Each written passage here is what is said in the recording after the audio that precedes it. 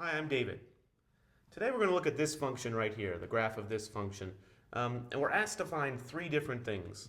We're asked, is it one-to-one? Find the domain of f inverse. This is f of x. Find f inverse. And then estimate f inverse of 2. All right, so a couple ways to do this, but let's start at the beginning. Is it one-to-one? This is kind of an easy question when we have the graph. Answering this question is the same as answering, does it pass the horizontal line test? In other words, if I draw a horizontal line anywhere on this graph, does it hit the graph at most at one point? So it's pretty easy to see that there's no way to draw a horizontal line and hit this graph 2 or more times. So this is a one-to-one function, so the answer is yes. And whenever we have a graph of a function, it's easy to check to see if it's one-to-one. Does it pass that horizontal line test?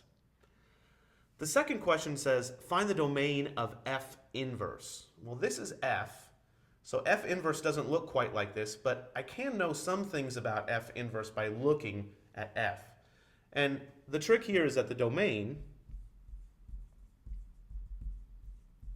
of f inverse is the range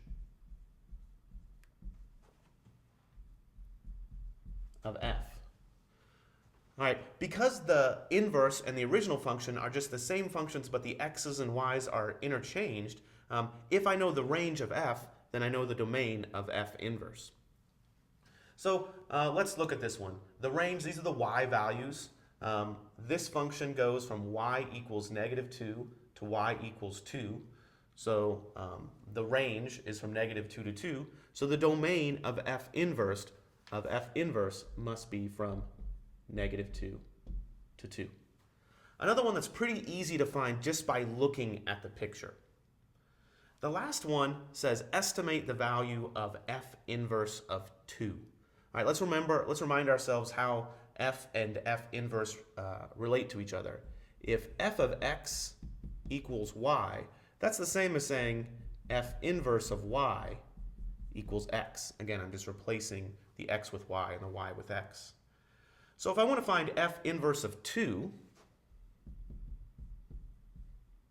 equals x, that's the same as saying f of x equals 2. So for what value of x do I get an f of x equals 2?